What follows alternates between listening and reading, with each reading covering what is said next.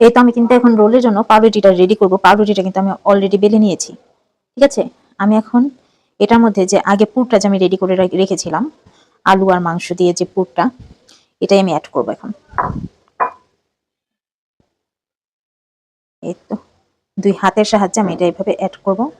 আর এই তো এটা আস্তে আস্তে আমি রোলের শেপ দিব, ব্যাস। আর এই যে এই 2টা সাইড মানে একদমই করার জন্য আমি হাতে অল্প পরিমাণে পানি নিয়েছি। পানি নিয়ে আমি এই 2টা সাইড দেখো সুন্দরভাবে অ্যাড করে দিলাম।